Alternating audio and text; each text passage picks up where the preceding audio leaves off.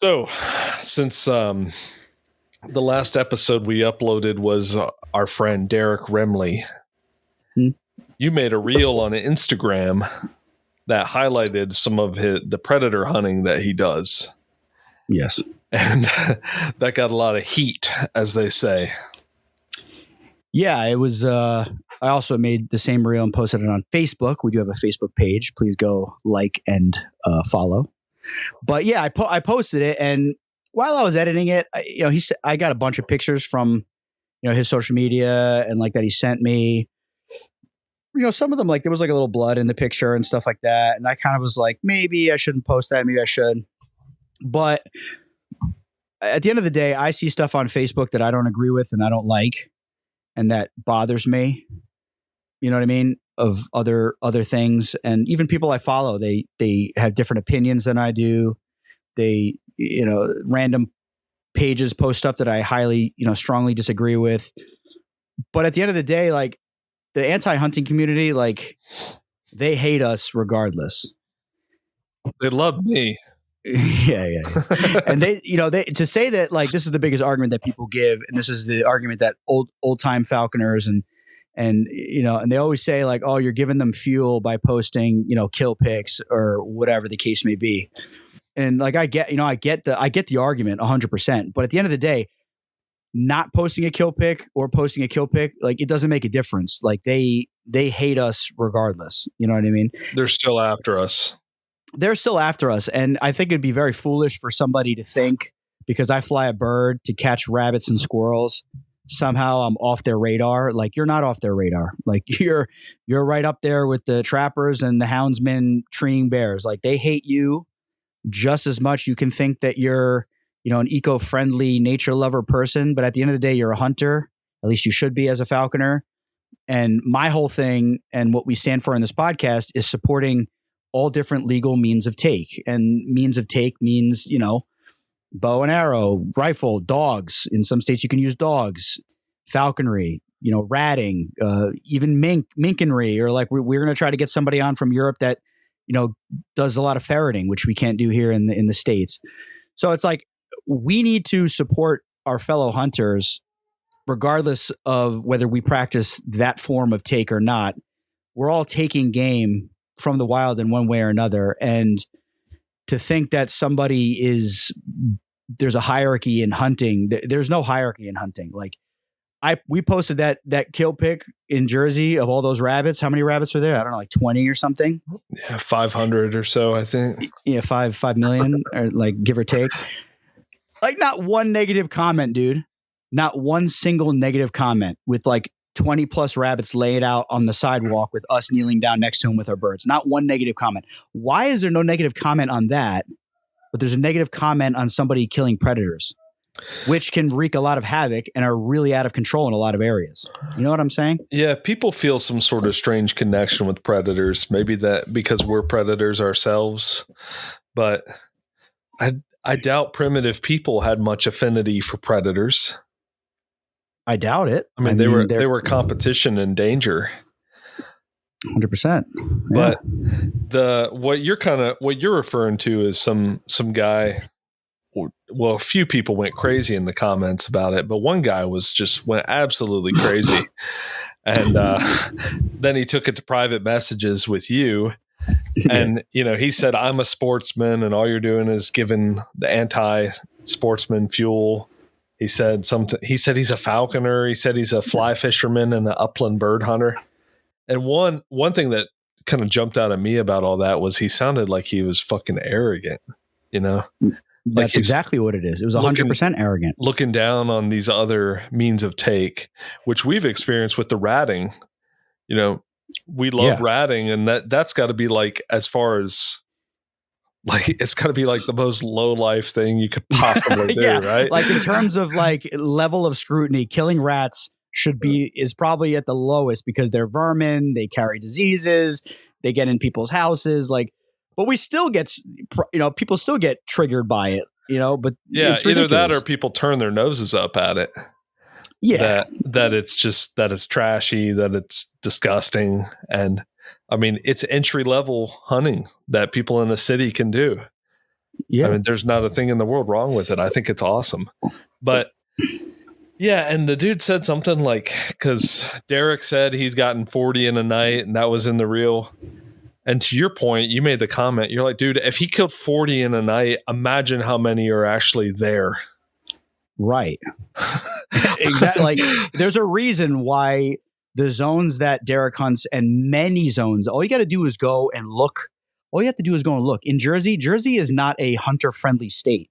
If you go on the website, I believe when hunting season opens, there is no limit on the amount of coyotes and foxes you can shoot.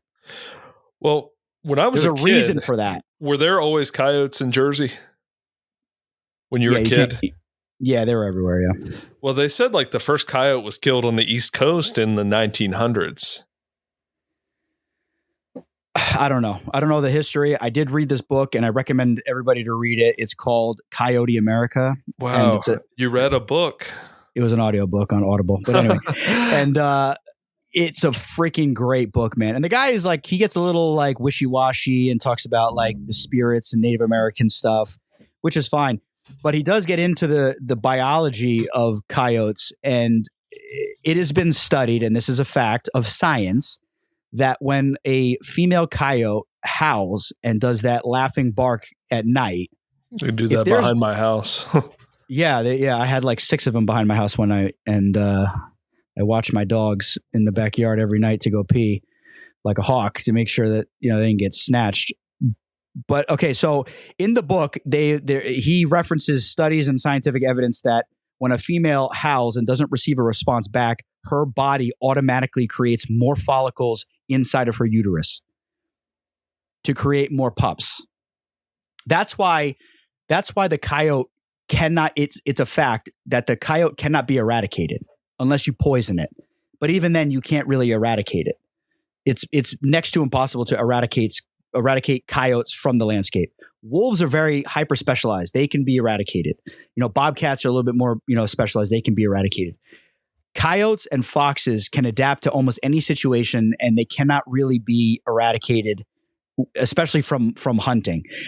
So that's, and that's another argument is even squirrels and rabbits have a bag limit. You can only kill so many rabbits and squirrels in one outing. And like I said earlier, I'm going to say it again. In a lot of zones, it's unlimited take of coyotes and sometimes foxes, depending on the zone. The biologists, there's a reason for that. Like you can't say you're going to follow the bag limit for rabbits and squirrels, but then with coyotes, it's unethical to kill 40. If you can kill 40 of anything in one night, there's a lot of them in that area, and it's probably a huge problem. That's why the biologists are incentivizing people to kill them. So that's all my point. And I love what Derek does. His rabbit fields, all his fields, all his properties are loaded with game. It's a beautiful habitat. The coyotes and foxes that are in the landscape there, they take what they need and they call it a day. All the excess comes running into the call at night and gets taken out in the winter. Like this is not a controversial thing. It's really not a controversial. Like somebody shooting a deer, and then somebody shooting a coyote or a bear. Like you can't say that you're a hunter and you love hunting, and then you explain to your friends and family and people you meet about hunting and how there's bag limits, it's regulated by the biologist, and then you see somebody with 7 coyotes in the back of their truck between 2 guys in a full night of hunting, and then get triggered by it. Like you're a hypocrite, and you're 100% a hypocrite. And I've been guilty of it myself. You know what I mean? I've used those arguments, when I was young, and I'd be like, I'd be out talking to girls and whatever. And they're like, oh, you fly birds and you hunt? Like, oh, that's kind of like crazy, isn't it? And I used to, I'd be like, oh no, well, I'm not like, I'm not like killing everything. I'm not like, guys, shooting bear, I would just say stupid stuff. You know what I mean? Like, I would use the stupid arguments that some of these people use. And I come to realize, like, I'm a hypocrite. You know what I mean? Like, I should be respecting his means of take the same way I want him to respect my means of take. And I didn't post any animals suffering. I don't post really anything of rabbits, struggling for their lives with the bird, eating them, or like, I try to keep it more like kind of PC. But showing a dead game animal is not, that shouldn't be triggering.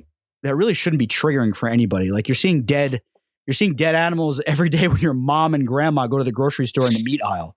Like, you're not triggered by that, but you're triggered by a dead coyote. Like, you have to really look at yourself and then, check yourself. I get it. If somebody's not a hunter and they don't want to see that, I get it. Right. I understand. That's fine, but that's completely ignorant though. Yeah, no, that's for sure. I know where you're coming from, but I would understand why a non-hunter would want to shy away from that stuff. But I think the correct response is just to look away and keep your mouth shut. Yeah, correct. I see stuff on Facebook and Instagram all the time that I shut my mouth and keep my mouth shut. I don't write some crazy comment that's gonna, get me, in trouble or something. Or I keep my mouth shut and I move on.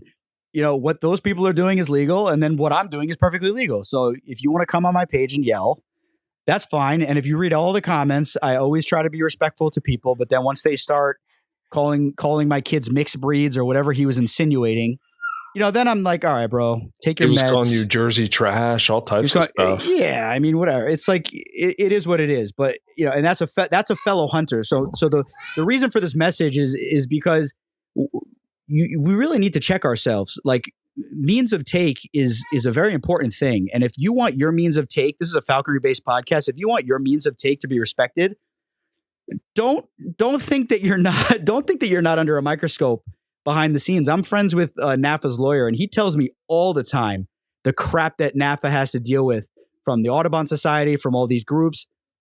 They hate us with a burning passion the same way they hate the trappers. And they are just going from one low-hanging fruit to the next low-hanging fruit that they can grab. They start with the houndsmen and the trappers, and those videos that get leaked of an otter or something that's struggling for 30 seconds or whatever it is, by the way, before it dies. And they use that as propaganda to try to get a means of take that's been around for thousands of years banned for whatever the case may, for getting people to get riled up. And if you're standing by watching that and say, yeah, well, that otter is kind of suffering, like, you think the rabbit your bird's catching is not suffering? Like, what do you think this is? This is what I tell my wife, because my wife is not a hunter. And she goes, like, do you really like seeing the dogs like tear apart the groundhog or the And I go, it's not that I like seeing it. I said, I love my dogs. I love my birds of prey, and seeing them do what they're created to do makes me happy. Do I get off on watching a rabbit get killed by my bird? No, I get in, I dispatch it, and I let my bird feed off of it. But I told her, and this is what I tell everybody, from a human history standpoint, it is more normal to go out and kill a coyote with hounds, or kill a fox with hounds, or kill a groundhog, or go ratting, or catching rabbits and squirrels and ducks with your bird of prey than it is to go to the grocery store. We've only been going to the grocery store for 100 years, 150 years. We've been running dogs on game for 12,000 years. So now somebody that doesn't want to live that way, that's fine. You don't have to live that way. But we are choosing to indulge in this human heritage activity, and we need to respect other people's, form of take. I'll preach it till I'm blue in the face, Yeah. Anyone that eats meat and doesn't hunt, like, I'm fine with that. Like, my wife, she's not a hunter, right? Right. But she obviously, her well enough to know she supports me in what I do very much. Yeah. So she's not someone who's going to criticize it, and I think she has the right viewpoint. But if you eat chicken, like fried chicken, Chick-fil-A, and you see the farms that those things come from and the horrors that they're subjected to in the name of feeding the masses, and you continue to do it and criticize hunters, we got a big problem. Correct. So, end of the day, we're of the opinion that sportsmen, sportswomen should respect each other's means of take, and posting some pictures of dead coyotes on Instagram for 10,000 people to see is not going to change the hearts and minds of the animal rights activists that are out there trying to stop what we're doing, regardless of what we're posting. 100%. Yeah. It's time that this is my personal opinion. I don't know if Aaron shares it, and I don't know if our podcast shares it, but my personal opinion is hunters and outdoorsmen, not even outdoorsmen, hunters, which we all are, we have been on the defense for many years, right? Trappers, they were throwing, red paint and pig's blood on ladies wearing fur coats that were ethically harvested. These people have been on the offense after us for so long. And my personal opinion is that it's time that we go on the offense. We share what we do. We share it in a way that's real, but then we open up a dialogue to have a discussion and explain things in a calm way and let people know what it is that we do. And then have good arguments like, yes, it's more normal to hunt than it is to go to the grocery store. The way you live is a new kind of life. The way that me and many other people live, feeding our family with what we hunt and trap, that's a more normal activity in the grand scheme of human existence. So it's really not a hard argument to sell. And if they say, well, I don't agree with that, that's totally fine. You don't have to agree with it. That's completely fine. There's probably things that you do that I don't agree with you. There's probably things that you believe are true that I don't agree with. I'm not going to bash you over the head about it, but I also don't expect you to bash me over the head for what I'm doing when it's all legal. It's all backed by science from the biologists in every state that gets paid by our tax dollars to come up with these numbers and these regulations. Take a chill pill. This is not something to be, giving death threats. It's really not that serious. Mm. Amen. I will say this. I'm not the kind of guy who would go out and get 40 coyotes or foxes at night. But, could you though? I mean, I guess if I was set up for it. Yeah. But you'll kill 40 or 50 rats though. Yeah. And that's what I'm not criticizing it. It's just not for me. And that's fine. Yeah.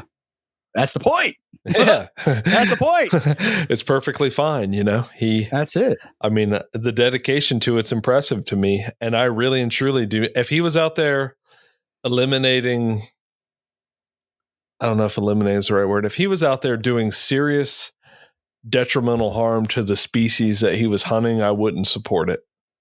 100%. And if that was the case, he would be breaking the law because there'd be already laws in place that prevent that from happening because that's what we pay our biologists for. It's like mountain lions out west. You can hunt them, but you can't go kill 40 in a night. I'm pretty sure of that. I doubt 100%. There's an open season on mountain lions. You can probably get a couple a year if that. Exactly. And this, and that's a whole nother argument. In California, they banned the hunting of mountain lions. Do you think that they're not taking, so you can kill 700 mountain lions in, I'm just throwing a number out there. I don't know if it's a real number. You can kill 700 mountain lions in California. They banned it, right? The government is still killing 700 mountain lions, people. They're still going out. They're sending out contracted people to shoot 700 mountain lions a year. When the bear hunt was banned in New Jersey, they were still killing bears. Getting stuff banned, like the animals are still dying. And that's another thing that if anyone finds himself in a discussion with an anti-hunter person, that's a great example is in California, they banned the hunting and killing of mountain lions. But now the government is literally paying people to remove the mountain lions because excess predators create issues. That's funny. All there is to it. People are comfortable with the government doing a lot of things that the general population can't do. I guess, man. Yeah, it's true. I mean, they are. They're comfortable with the government, assassinating people in other countries. I don't know if everybody's comfortable with that. I mean, but, the masses are, for sure. Exactly. And they're comfortable with the government killing bears, but they're not comfortable I don't know. See, with that's the thing. you or I doing it. I don't know if a lot of people realize that.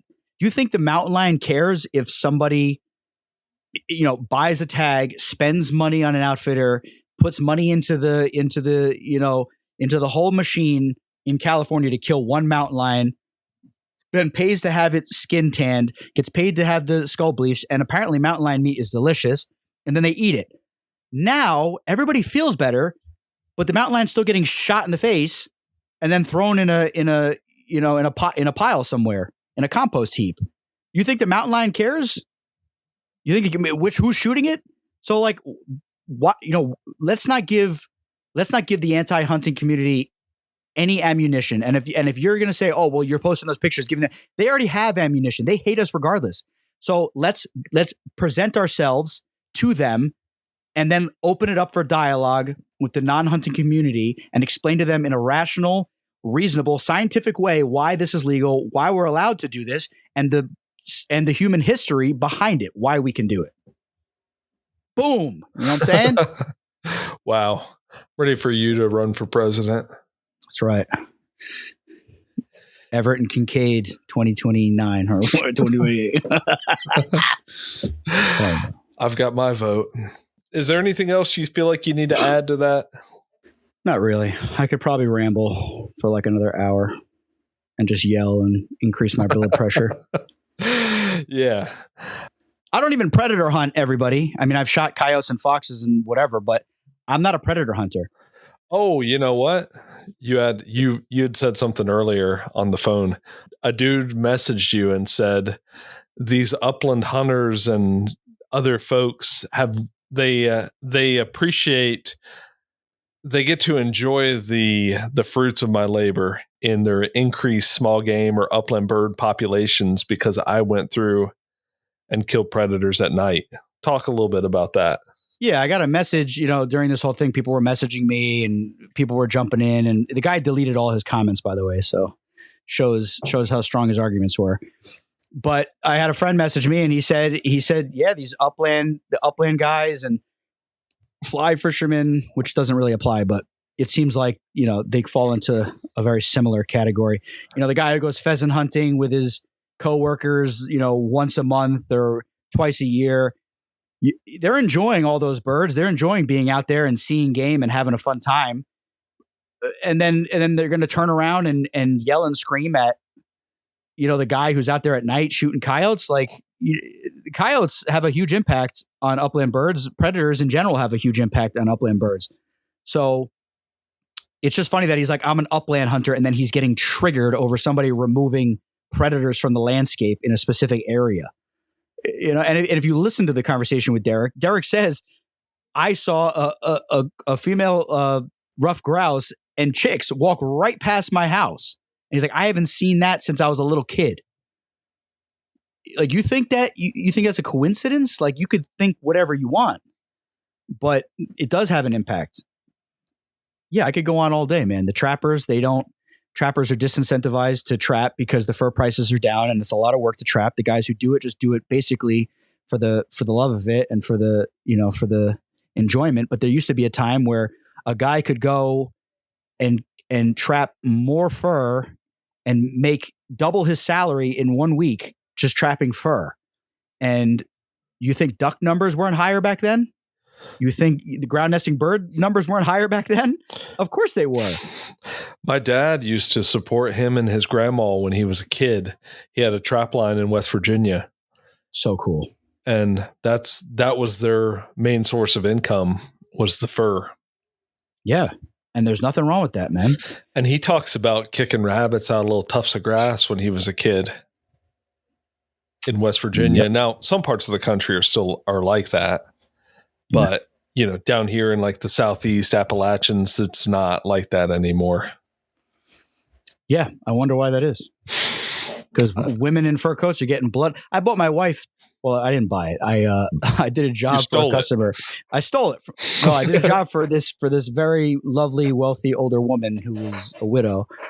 And she was asking me, I just got married at the time and I'm doing a plumbing job. And at the end of it, she's like, oh, let me see a picture of your wife.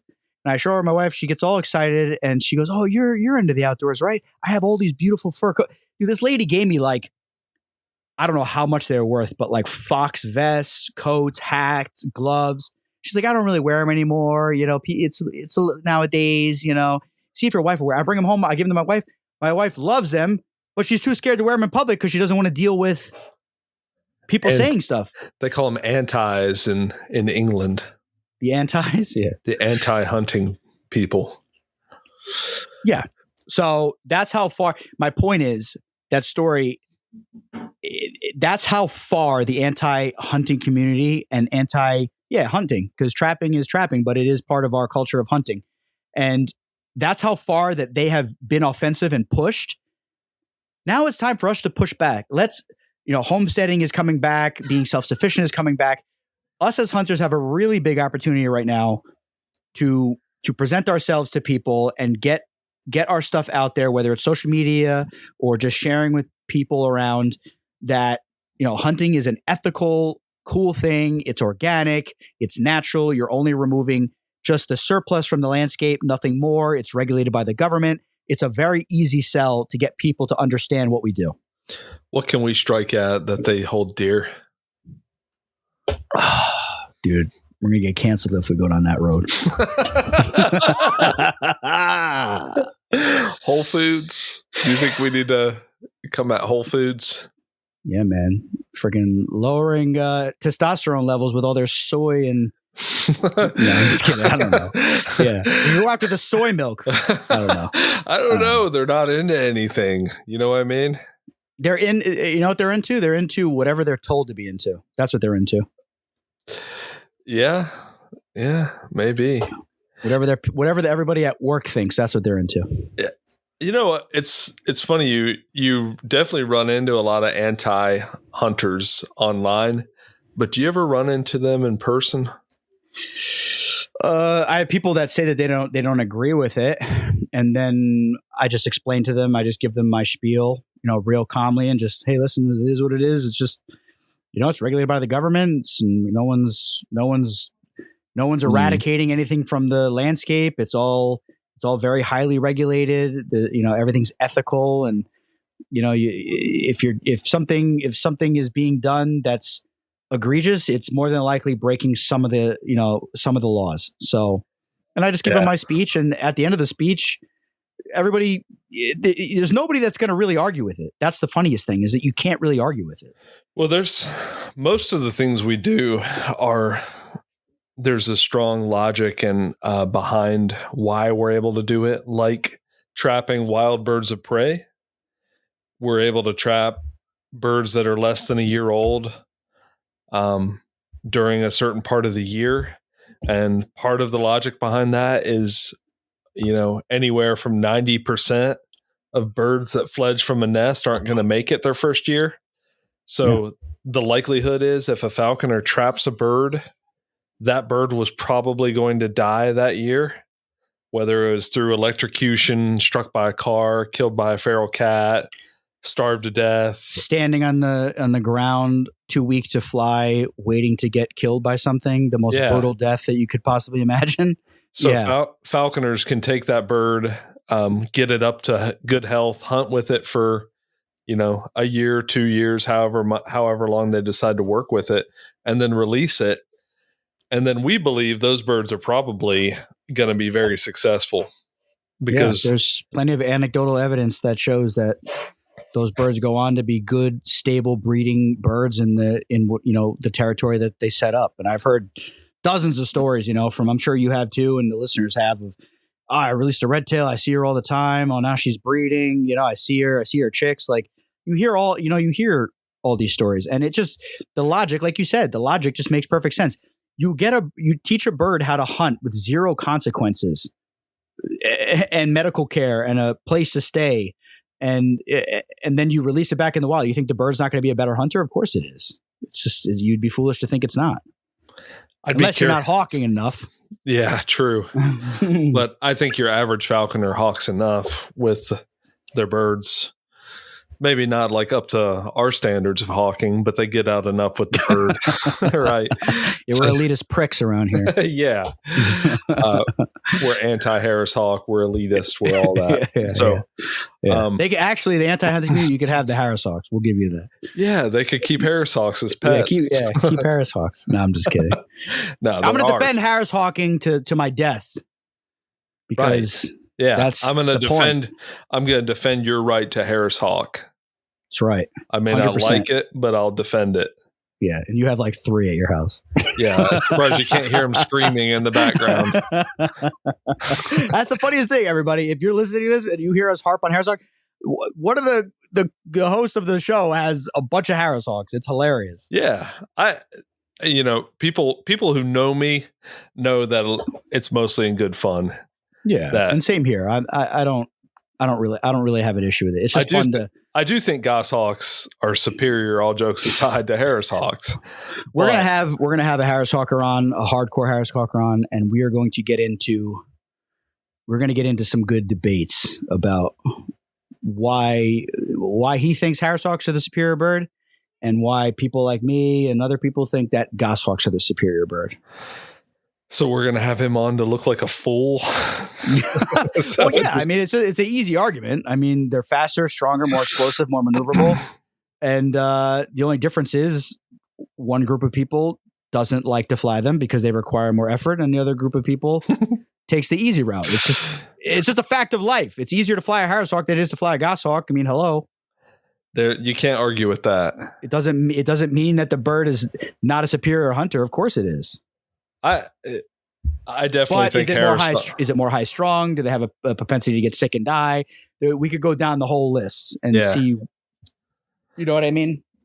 Well, in my opinion, Harrishawks definitely have their place in falconry. 100%. Yeah, absolutely. There's the elderly and the infirm. There's the dudes that we rat with in DC. They have interest in falconry. I think a Harrishawk would be a really good like inner city bird, wouldn't it? Oh yeah, man. They don't fly fast enough to hurt themselves on anything, and nothing phases them. It's perfect. Yeah, you can hunt a really small little patch with them. Yeah, man. You don't need to worry about them flying across the highway. Unless they see a dumpster. All right. Dude, I got so many messages from that story. It was hilarious. People are still messaging me that. And people are relating. Story. They got the same stories. Well, we didn't have that planned. I knew Paul's story because I heard him tell it, and it was on another podcast, Falconry Chronicles by John Mounier. And it was such a good story. And then I was setting him up to tell the story. I didn't even know that you had a bird that was eaten out of dumpsters too. It's hilarious. It's so funny. It's obviously just a Harrishawk thing. Well, they're just so smart, you know. If they're going to find some scraps in a dumpster, it's a lot easier than crashing through brush. Yeah, they're successful. In their mind, they're successful. Yeah, they're successful at surviving. How about that? That's a good point. See, we'll add that to the tally of pros for Harrishawks when we have our debate with our guest. Will be announced in the near future. All right. Well, I think that just about does it for this. We just wanted to address the controversy. This might have turned into a mini episode, just a short little one that we can just post just for the heck of it. We will just throw it up midweek, a little bonus episode. Might throw it up this weekend. Dude, post it. But yeah, on that same note, listen, I just want to thank everybody for listening. We really appreciate it. We are up to 1,000 downloads. You know, a lot of guys don't throw out their numbers. We're a very open format here. We're very honest, and we like to talk about all the different subjects. And you know, the fact that 1,000 of you tuned in a little over a month to hear about falconry. This podcast is not about me. It's not about Aaron. It's about falconry as a whole, and it's about hunting in general. And we are just basically the conduits to let people talk about what they do. And I have almost 20 years of falconry experience. Aaron has a tremendous amount of experience with dogs and falconry, and we can keep up with the conversation wherever it goes. So that makes for a fun discussion. But the podcast is not about us. We don't think we're anything special. We're bored. We're bored. We don't have anything to do. So this is what we're doing. And we're thinking about buying goshawks when we don't need them. We're counting our pennies to see, can I buy another goshawk this year? And the answer is no, but will we do it anyway? That is probably. So yeah, no, I just want to thank everybody for listening, man. And we're going to do an episode that intros just me and Aaron. Like, I'm going to interview him. He's going to interview me so that you guys can get to know us a little bit better if you don't already know who we are. And but once again, it's not about us. It's about the show, and it's about giving other falconers and hunters a platform to share their unique perspective on things. So at least that's my opinion, right, Aaron? Your opinion's correct. I want to add something. It's important to us if people will share our posts, spread the word. Yeah. You know, we're not in this to make a single penny. We're just here having fun, trying to provide some sort of entertainment. 100%. Yeah. And we're going to rely on those shares to get the word out. We're going to have a giveaway soon. We have some shirts waiting in the wings, ready to go, ready to be shipped out. And we're going to have probably a little giveaway where if you share it, if you tag a fellow falconer in the comments, then we'll enter you, into like a mini raffle to give away a shirt or some stickers and stuff, just to help get the podcast, let it grow. And, not for anything monetary, obviously. We're losing money right now, but yeah, it's just fun. Yeah, I'm enjoying it. All right. Well, thank you, everybody.